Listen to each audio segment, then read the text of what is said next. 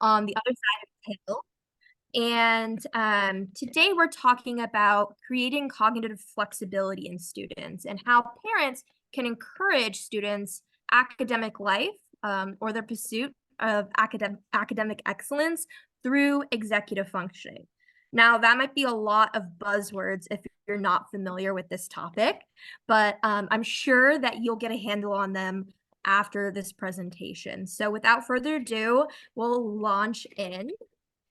And so again, my name's Caitlin. I am a Stanford alumni. I was a Wu Tsai Neuroscience Institute fellow at Stanford, and I'm really passionate about accessibility, neurodiversity, education, and child development. And then at the Center for Developing Minds, I'm an educational specialist, specializing in executive functioning and helping students with ADHD, autism, and other learning differences thrive and really realize their academic potential and personal potential. I also coach parents on how to help foster growth mindset in their children. Our talk today is structured in the sense of an overview of executive functioning and then how cognitive flexibility really fits into that, and we'll have some Q&A time at the end. But a little bit more about me. I hold a bachelor's of science in human biology with a specialization in cognitive neuroscience, and a master's in sociology with a specialization in the sociology of education. And so this meeting is being recorded, and I'm hoping that you'll be able to listen in and download if you need to have a little bit of a refresher after. Our talk for today is again about executive functioning, and why we're focusing on cognitive flexibility is that we want to emphasize to our students to work smarter and not harder.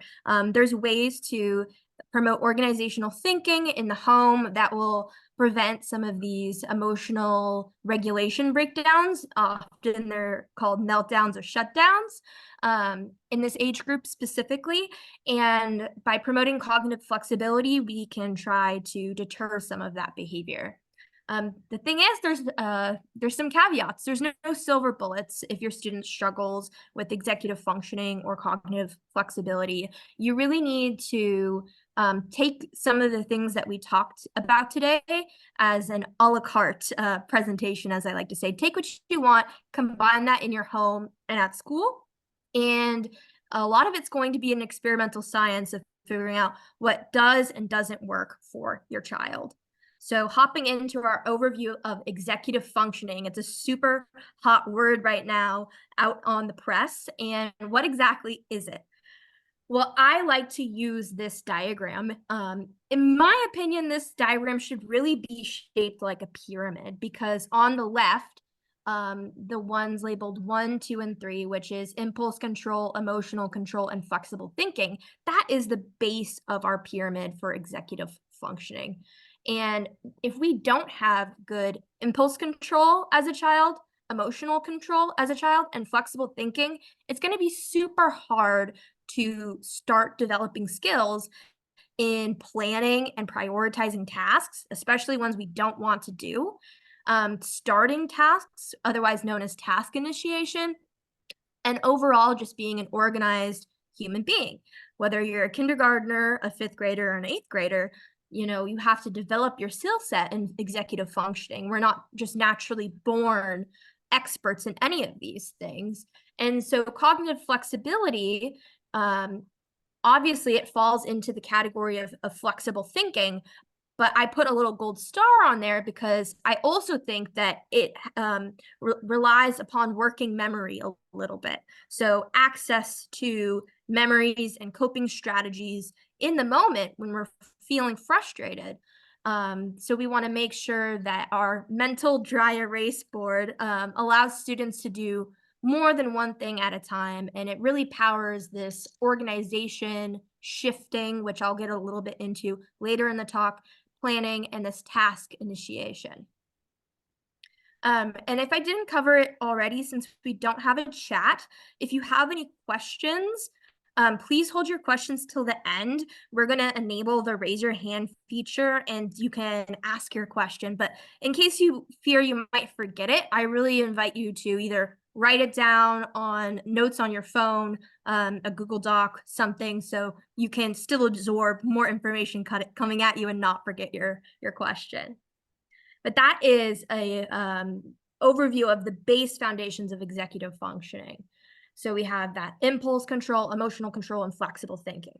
Beyond that, as students get older, they start to sharpen skills in working memory, self-monitoring, which is self-awareness, planning and prioritizing. So as your student gets older, you want them to take more and more responsibility for what's going on in their life and more independence in prioritizing what is important to them. And then lastly, task initiation, which might be starting a chore, starting an essay, starting dinner for the family, and really envelopes anything that could be a preferred or a non-preferred task. Most of the time, students have a hard time starting things they don't want to do, not things they do want to do. And lastly, organization. So this is both physical organization, maybe a messy desk, messy backpack, messy room, and also mental organization. So remembering things about people, maybe keeping track of a certain friend's favorite ice cream flavor or things like that. Little things that you want to keep in your mental catalog in your mind. And that is executive functioning in a nutshell. There's much more, but that will be our overview for today. Our learning objectives for this chat is they're really centered on being practical for you and coming away with some tools. So understanding and appreciating the value of cognitive flexibility, also known as flexible thinking. Recognizing at least one area that you can improve your own or your child's cognitive flexibility. And number 3, implementing one strategy that I suggest to create more flexible thinking in that area. So we're covering relevance, identification, and practical use. I hope that's what you come away with from this talk. Our framework about this is really centered on the value of cognitive flexibility. Why does this matter in our life? And I like to give a little bit of a definition. So cognitive flexibility, it's all about your brain's ability to adapt to new, changing, or unplanned events. When I was a child, I really struggled with a change in plans. If I had a play date with a friend or something planned with a friend, and then day of they canceled, my entire day was ruined. I needed to work on my ability to kind of take in new information, process it, and be okay with it and accept it. And if that's your child, then this is a really good thing to start thinking about. And I like to talk about it or frame it in the scenario of bowling. So I hope everyone's had a chance to bowl in their life. It's pretty fun. I've met some pretty good bowlers, and I've met some bowlers that are all right. They have some things that they have to work on. And often those bowlers, the ones that need to work on some skills or some key elements of bowling, are ones that are really, really good at just chucking the ball down the lane straight and hitting with enough force to knock over as many pins as possible. Where they're not so good at bowling is when they split the pins, or maybe there's some pins on one side and then there's a lagger on the left side, and they got to do some sort of, a little bit more spin, a little bit more nuance to hit those extra pins over. They don't have enough skill, or what I like to make a metaphor as cognitive flexibility, to try to hit all of those pins over. And sometimes if you're playing more beginners bowling, there's bumpers in the lane. And if you are not flexible, you will not use the bumpers. And if you are flexible, you might use the bumpers and might more successfully knock over some more pins. And so what we're trying to foster in children is an ability to accept help and use the bumpers when you need them, develop skills to hit all the bowling pins down, no matter how you split the pins, and also hit the pins with enough force to knock some down. So that's how I like to think about developing this cognitive flexibility piece. Why does it matter though? It matters because you'll need cognitive flexibility in academics, in social life, and in life skills. So, three extremely important areas. A tool I like to use to think about cognitive flexibility is called a mood meter. And it's a little numerical way to think about how our emotions become increasingly elevated, especially in a time when you're not being cognitively flexible. So this is my own mood meter of cognitive inflexibility. My number one is I'm just getting really stuck, and I'm struggling to transition between tasks. As an adult, I really struggle from coming home from work and doing the dishes. I don't transition between that very well. For a child, it might look similar. Coming home from school, maybe they want to play some video games. And then after video game time, we got to transition to homework. And that's when we're getting stuck, right?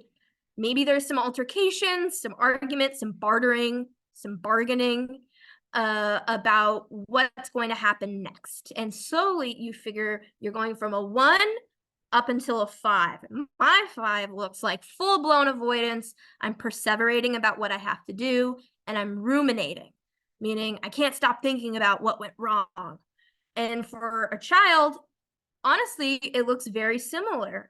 They might not have the words to describe what's going on, but not being able to move on from something that was unfair, a task they really, really don't want to do, homework that's weeks overdue, but needs to be turned in.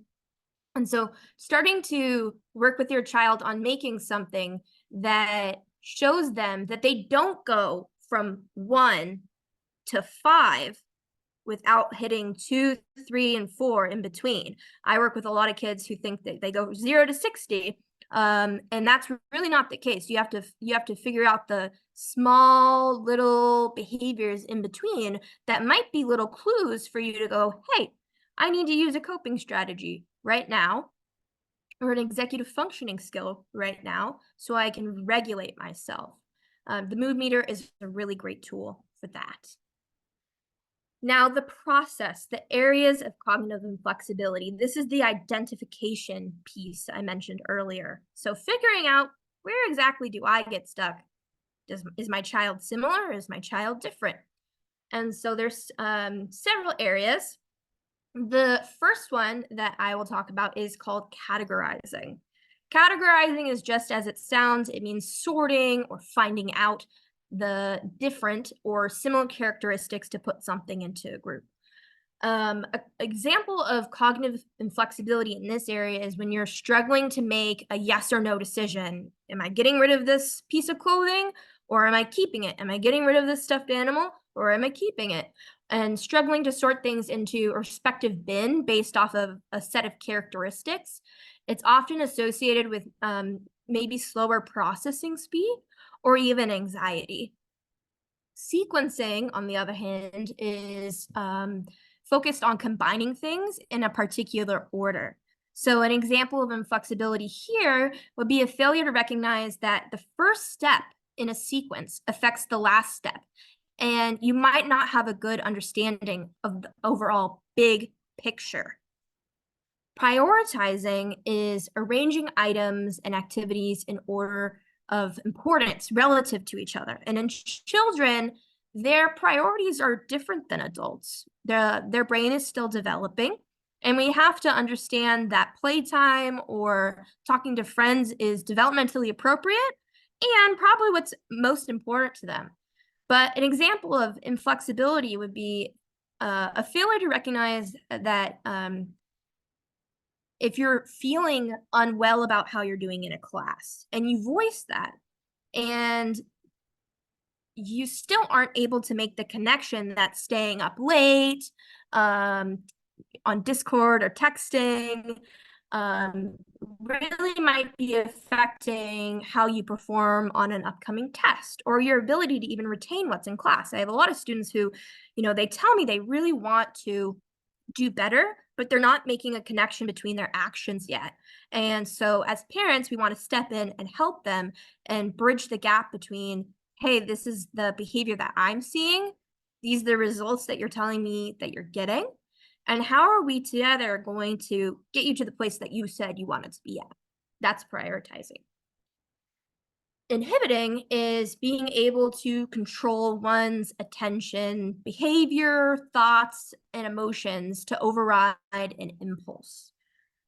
Often, when we're anxious or are trying to avoid feelings we dislike, especially about work, homework, we aren't able to control our impulsive behaviors towards technology, eating, listening to music, seeing friends. Even though we know that there's other things that we should be doing at the moment, we engage in the behavior that we're using as a self-soothing mechanism.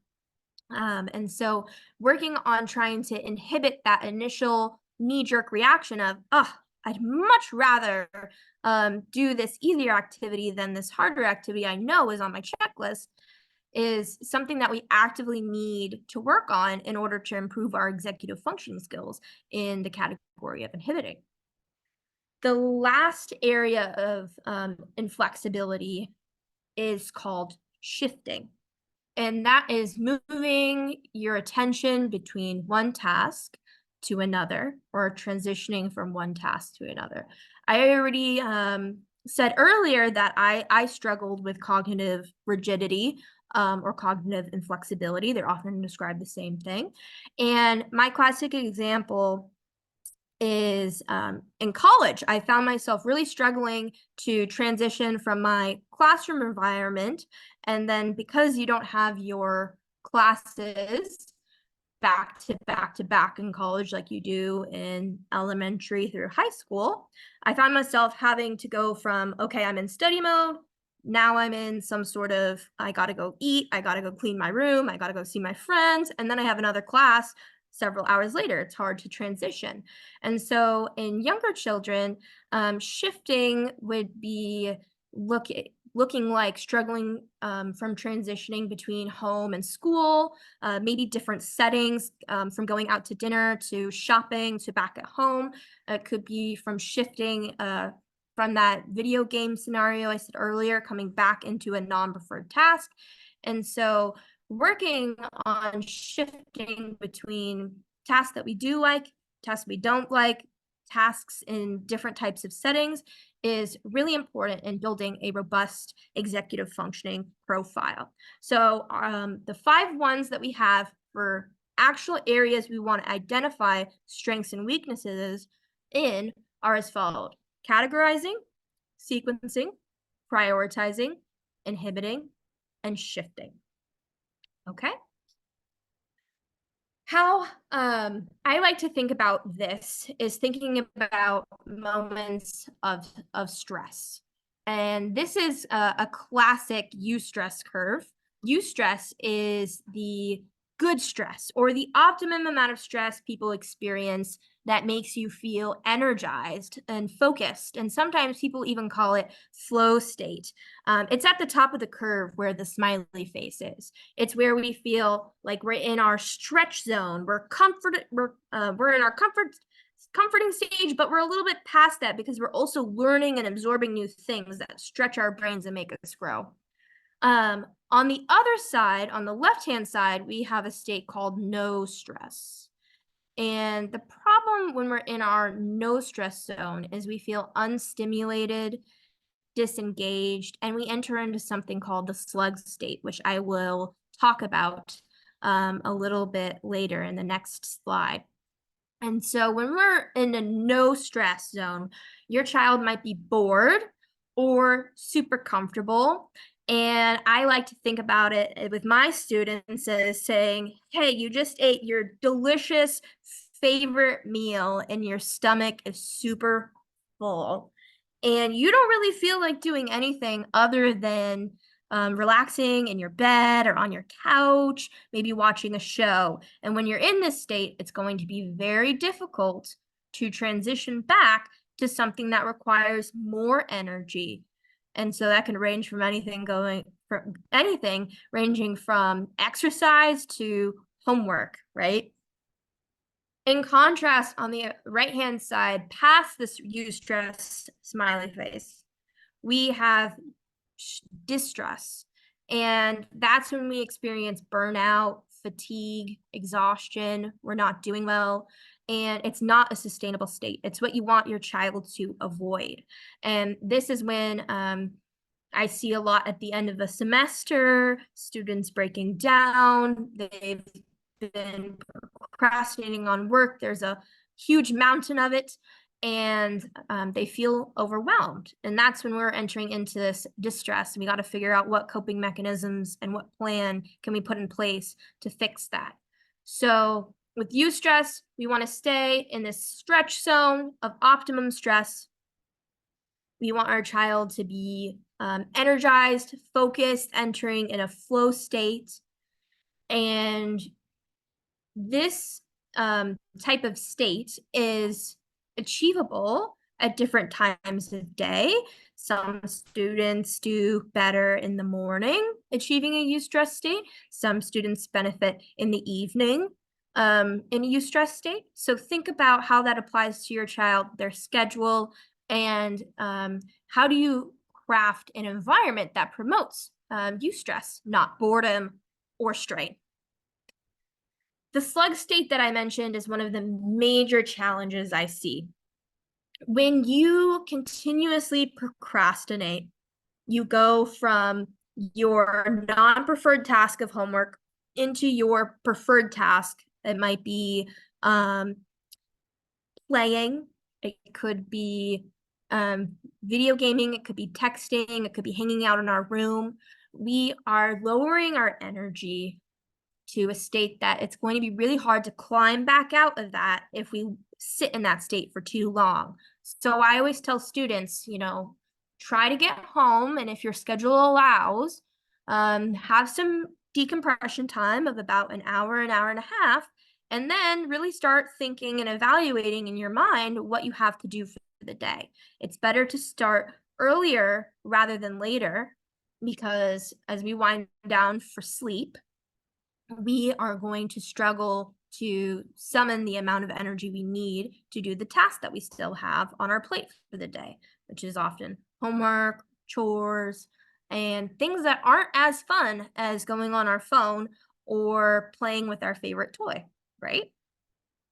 So avoiding the slug state as much as possible, and trying to land in that eustress smiley face part of the curve, to be in the optimal zone for our working time. Slug state is totally fine at the end of the day when you've gotten all of your stuff done, but you want to make it easier on you so you don't have to crawl back up that graph of a hill right into eustress again.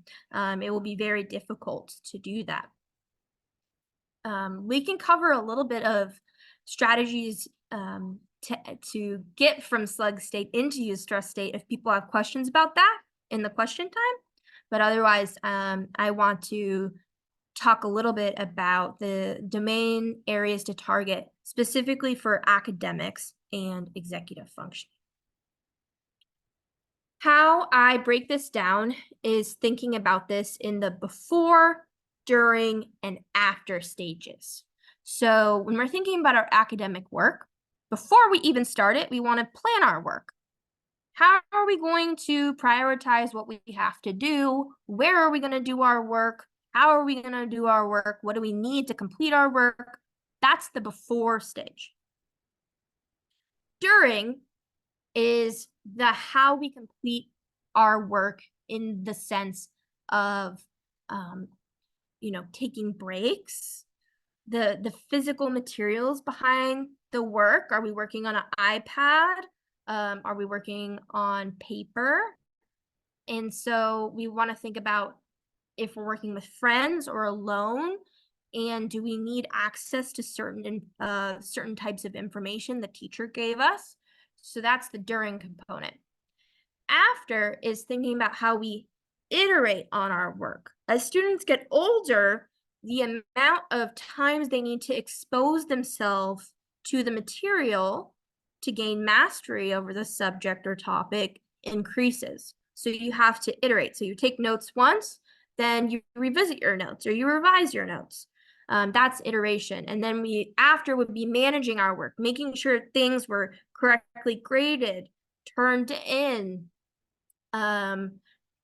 and we want to follow up in case, we didn't do as well as we wanted to, communicating that to the teacher, especially for our older students. That's building self-advocacy. So telling your child that while we're engaging with our work, we have the before, during, and after steps. What's different about each of those steps, and how are we going to make sure that at the end of the day, we have all of the work that we were expected to complete done, and it's been double checked? I found that breaking it down in this way really helps students gain not just better content knowledge from a memorization and flexible, adaptable thinking lens, but also is building in that executive functioning component of, I understand what it takes to finish a project from start to finish. And there's been a lot more success when students think about it in this way. Now, some solidified tools I'd like to get into with you all involve strategies to improve this cognitive flexibility that I've been talking about. First one up is one of my favorites. It's a fun mishmash of words. It's called a STRABIT, and that combines a structure and a habit. Structure is just as it sounds. It's the arrangement of parts, the elements or constituents in an organized way. It forms equal functions. So think about a bookcase. A bookcase is a structure for books. That's its function. A habit, on the other hand, is this settled regular tendency. It's an automatic response, and it could be a routine. So brushing your teeth, right? A STRABIT combines both, and it's a combination that allows you to take often an item or a sort of ritual into a certain time of day or a certain place in your home. Classic example is when you go back to your house, you're going to go put your keys in a certain spot. For me, it's a little dish by my front door. That is a STRABIT. The initial action that sparked my brain to do that STRABIT is coming through my door with my keys in my hand because I just got out of my car. And, oh, where am I going to put them? I'm going to put them in my dish, because if I have them in my dish, I know where they are in the morning when I'm doing the opposite, but same thing, going out my door to go for work. I know, hey, it's in my dish. I can find it. So how can you build STRABITs in your child's life to lessen some of the anxiety or poor understanding, difficulty getting started, some planning problems, or not recognizing the importance of things that often are the root cause of procrastination? And if anyone has any really good tips that they use for STRABITs in their life or in their child's life, maybe we can share them at the end. Another way I like to think about work and cognitive flexibility is effort strategies. Not everything you do requires the same amount of effort. That's unsustainable. And in the case of assignments with your child, I like to frame it this way. You have 4 options. Turn something in on time that you have adequately planned and executed. You thought about what the assignment was, the prompt, the project, and you thought about how long it was going to take you. You started early, you stayed on time, and you turned it in on time. Number 1. That's an ideal scenario, but often we don't get that, and that's okay. Number 2 is turning something in on time that you've not planned or executed well, so it's rushed. But you hope that turning it in on time gives you extra cushion, and that maybe your teacher is not that much of a difficult grader, won't notice that you rushed it, and you'll still get full credit. That's the best case scenario, right? I have a lot of students that I work with default to number 2. Number 3 is turn something in late, but you finish it very well to compensate it for being late. This one is a good strategy, but I also think that communicating ahead of time with the teacher is probably better, and asking for an extension if possible, right? And the fact that your students engaging to their full capacity with the work is also a good sign that they're more likely to retain that work rather than rushing through it.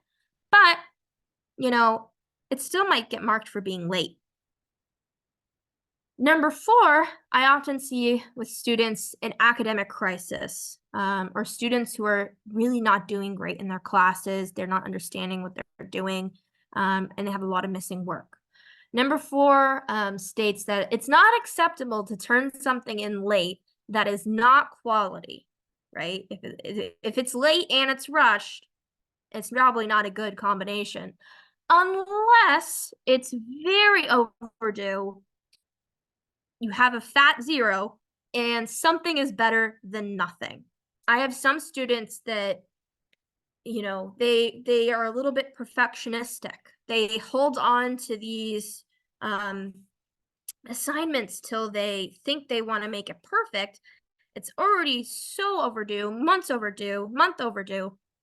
At that point, it's best to just show the teacher what you got. See if you can get 1 point or 2 points for it, right? And so having your child begin to think like this on this sort of scale of options of what they can do for their academic work is encouraging a great amount of executive functioning in the planning and prioritization stage, the organization stage, and also the self-monitoring stage, right? Because you have to be self-aware to think about, how much time do I really have to do this assignment? Am I feeling 100% myself in terms of my health or energy levels? How do I want to approach this going forward? So those are some effort strategies to take home with you. Going back to thinking about that before, during, and after component of work for your child, right, is thinking about productivity methods. And I use these cute little visuals. It's a frog and a tadpole, and it's called Swallow the Frog, Catch the Tadpole.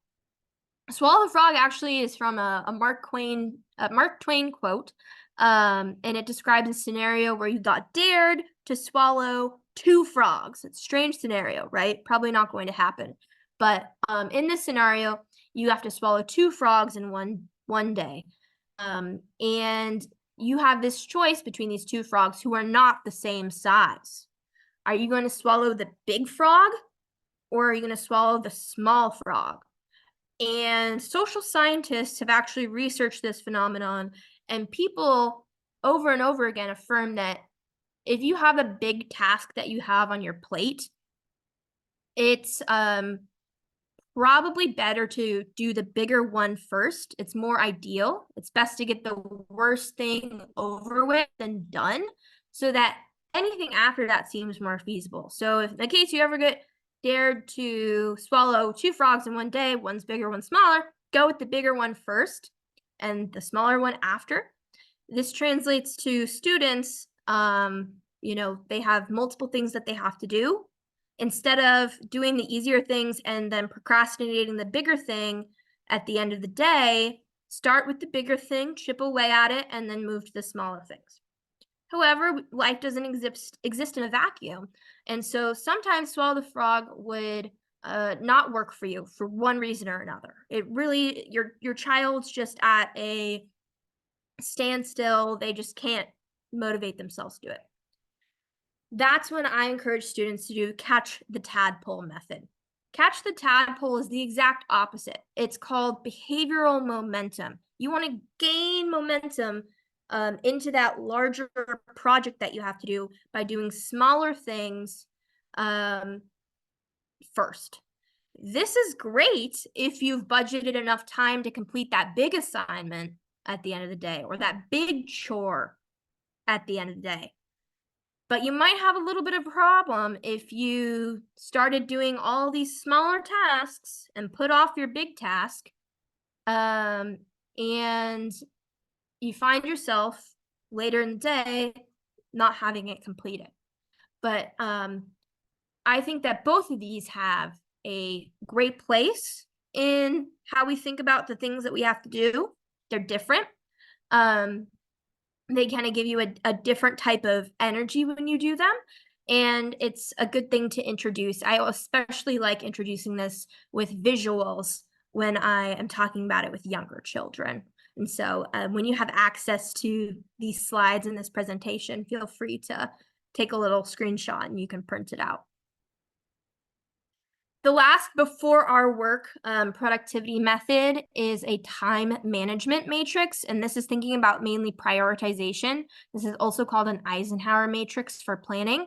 And so you would have your child sort maybe their homework or chores into these categories of important and urgent, important and not urgent, not important, urgent, and not important, not urgent. And that also frames a way for you to think about the tasks that your family has to do and that your child has to do. During our work for productivity methods, I really enjoy something called Pomodoro technique. And this is for students who might have some time blindness, or they might not understand or be able to really sense how much time has passed with something. The Pomodoro method is very simple. You choose a task and then you set a timer for 25 minutes and do work straight through. This can be scaled up or scaled down depending on your child's age. It doesn't have to be 25 minutes. But you do the amount of work for that set time. It's a great way to also work on attention span. And then you take a short break of 5 to 10 minutes after. I like to do 5 to 10 minutes for my older students. If it's a smaller initial step of the Pomodoro, instead of 25, you can do 3 minutes or so.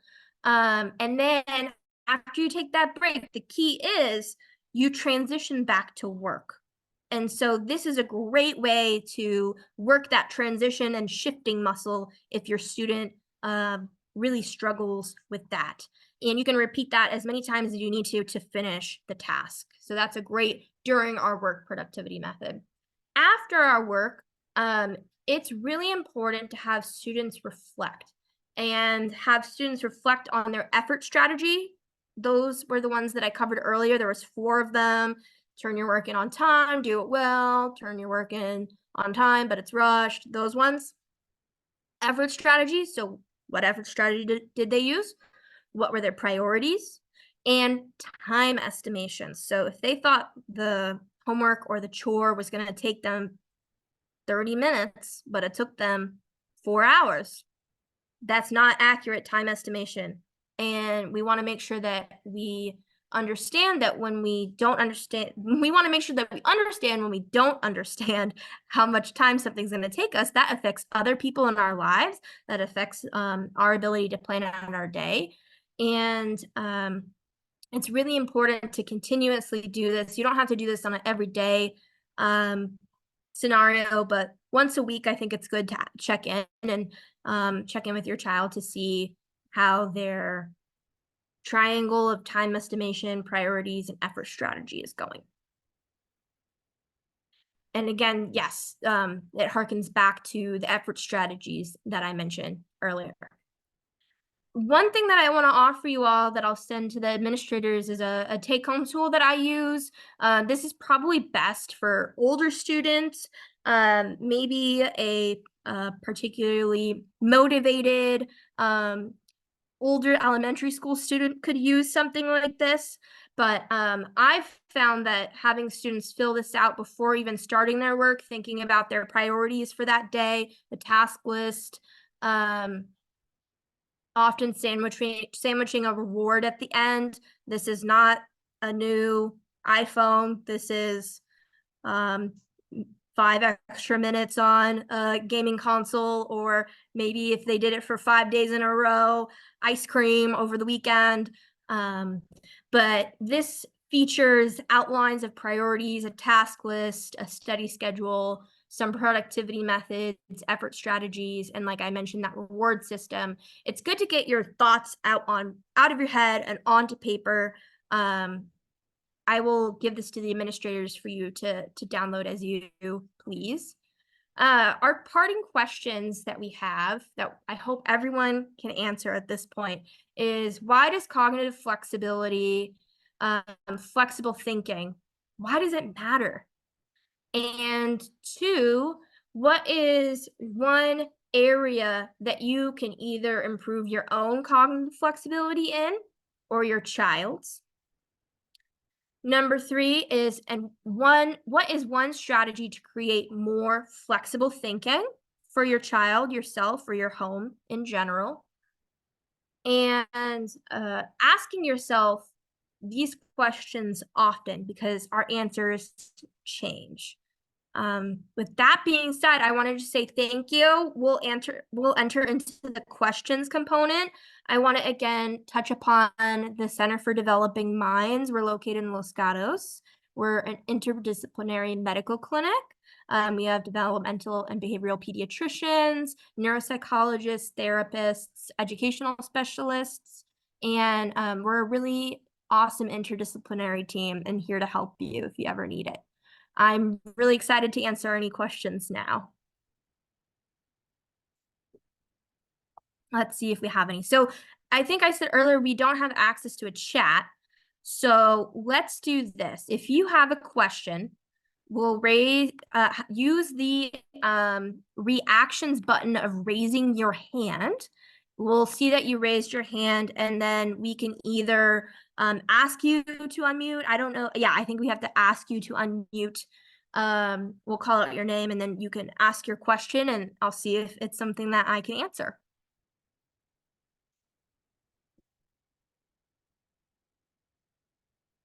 Let's check. I just want to say thank you so much for that, Caitlin. I really appreciate it. And I will help you look and see if anybody has any questions for you. Thank you, Zoe. Christopher.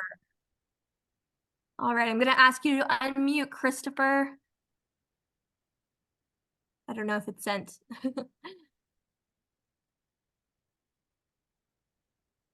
Let's see.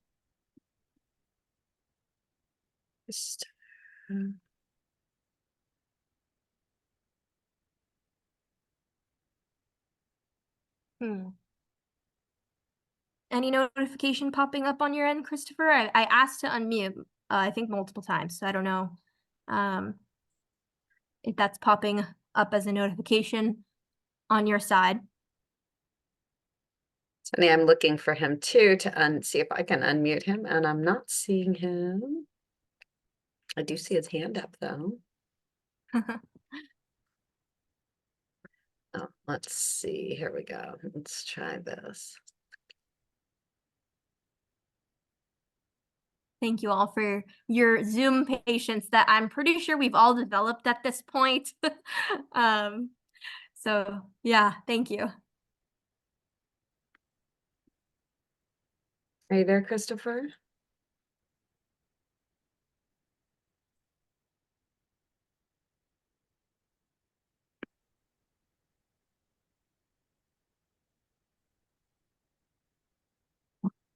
Everyone should be able to unmute themselves.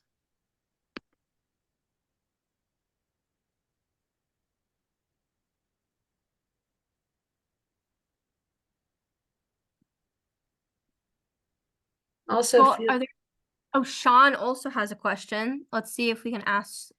Wait, I thought I heard maybe Christopher unmuted himself too. I don't know.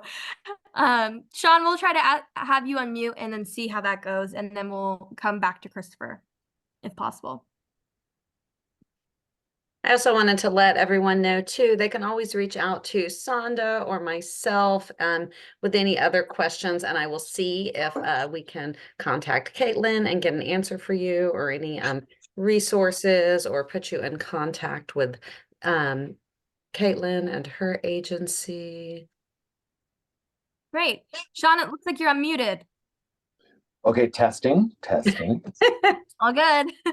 Excellent. All right, Caitlin, first of all, thank you for this conversation. I'm a principal of a middle school here in Pacific Grove, and I could not help but reflect on my own learning as an adult with some of the things that you're discussing, and so that was insightful. But I'm wondering what kind of work you guys have done with schools to kind of help partner with your efforts with parents. I'm looking more for, is there any way that the schools, so we are a 6-8 and we're fed by 2 elementary schools. And so we've had some bumpy transitions as far as grade 5 going to grade 6. And so I'm wondering if there's anything that you worked with as far as kind of helping schools kind of join hands with parents in this effort.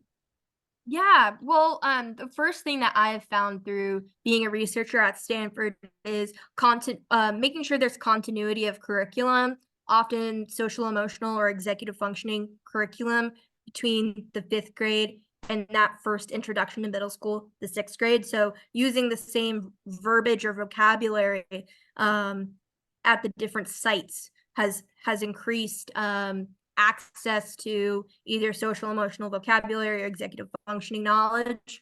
In terms of our agency, I would say we often do contracts with schools to either provide trainings for educators directly.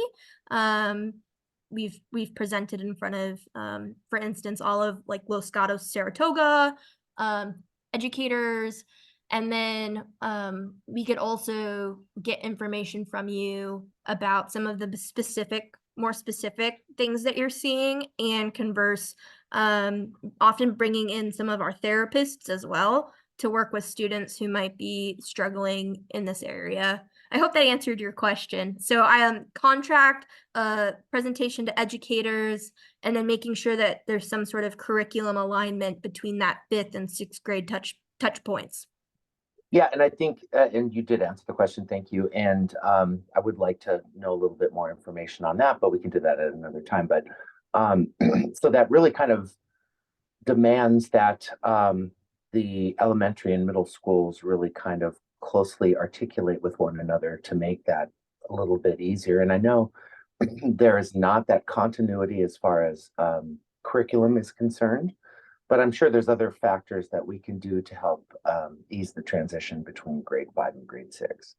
Absolutely. I've seen some sort of kind of study skills, executive functioning, curriculum deployed into that study hall or homeroom often is another way to do it. But let's touch base after. And I know Christopher's been waiting to ask this question, so I want to make sure I get to it. But great meeting you, Sean. Hi, Caitlin. Sorry about that. This is Jessica on Christopher's Mac, which it was not allowing me to unmute, even though I was getting the notifications. But anyway, but here I am. A quick question for you. Thank you so much for this presentation. Can you talk a little bit about what you see in terms of how this manifests differently by gender? Yeah. So I think that as a society, this is my personal opinion, and also there's some research-backed evidence that we put a little bit more pressure on girls to have stronger executive functioning skills. And this often translates into our clinic and also any autism research center, that the girls are able to mask and not be diagnosed for some of these learning differences because they've found ways to camouflage themselves or take the skills that they see other people do and do them themselves, right? And that's because there's a little bit more pressure to be able to plan and prioritize and take care of yourself. I think that's just might be a little bit of a societal norm. In terms of true gender difference, I wouldn't say that there's too much a biological level that I've experienced. I do think that boys often struggle a little bit more with the physical organization of things I've seen. But, you know, across the domains of that shifting and categorizing and inhibiting, I would say it's pretty equal. And doesn't look too different. Does that answer your question? Do you have a follow-up question? Yeah, I mean, I just think in terms of exactly what you said, but whatever the reasons, if there is successful masking more successfully for girls, it might be harder to spot, it might be harder to see, right? It might take longer, it might not manifest as quickly or as obviously, but then also, yeah, just curious whether or not there is any like practical, regardless of what the reasons are, we can't change the social structures in the immediate sense. So how are things manifesting? Like what trends do you see for those of us who have girls, boys, and both, like different things we would maybe notice at different times because of those differences, regardless of where they come from? Yeah, so I guess how I think about this is when parents come to me, especially with boys, and they say that they're getting all of these messages from their teacher that there's these certain behaviors. More often, I see some sort of physicality or verbal or physical aggression with boys. So trying to target that might be one area that you would want to focus on if that's a problem with your child. And thinking about that is really in the realm of impulse control, and how are we going to make sure that our child has a drop down menu, just like a channel changer, of options of things that they can do instead of that specific impulsive behavior. For girls, I really want to focus on building self-esteem and self-confidence, because I see a little bit more of internalizing behavior there than this externalizing behavior that I saw with the boys. And so with internalizing behavior, making sure that students know that their family's there to support them. One, that they're not stupid or struggling because something's hard. And making sure that you're utilizing across the board for both scenarios all the resources that you have. I advise parents always to see what you can get through your school district first before pursuing outside services. In the case of psychoeducational testing and things like that, it's not always the case that you can get school services, so you might have to supplement otherwise. But I think that making sure that your child feels supported in either scenario is the most important. That's super helpful. Thank you. And I think just even knowing that we can tie things like the verbal and physical outward facing aggression to executive functioning, similarly some of the internalizing, whatever the gender, but there are some trends. But that even just for you to confirm that those are things that are tied to this exec functioning, like it's not just the straight up, like, have you done your homework? Exactly. It shows up in a lot of different ways. Yeah. Thanks. Yeah. Of course. Any other questions? Thank you so much, Caitlin, for being here. Doesn't look like any other hands are up. No worries. Well, I have so enjoyed speaking to you all. I hope that you were able to get a little bit of more knowledge about this subject, some tidbits and tools. I know it was fast, so I really highly encourage you to see this recording and kind of digest this at your own pace and think about how you can implement some of these things in your own home. And this was an academic lens, I want to just say, but executive functioning applies outside of the academic lens as well. It's in the home life, if it's in the social life, it's in the, personal, emotional life. And so when you start building, even in the academic context, some of these skills, you'll see improvement in those areas as well. And often academics is one of the easiest ways to first gain traction in this area. You can also do this, through your child's extracurricular activities, right? But academics is probably the easiest way to begin introducing some of these topics. I have one quick question, Caitlin, since we have just a few minutes. When it comes to age, and I have a daughter that's in early adolescence, what do you expect to see from, let's say, that 5th grade level all the way through? Like, what are some of the I'm sure there's more to it than that, but some of the changes we can expect through the years? How Dr. Korb describes it, he's the director of the Center for Developing Minds. He also has a really great book called Raising an Organized Child that I'll shamelessly plug because I think it's a great book. But how he describes it is as when your child's very young in early elementary school, you're kind of a position-specific coach.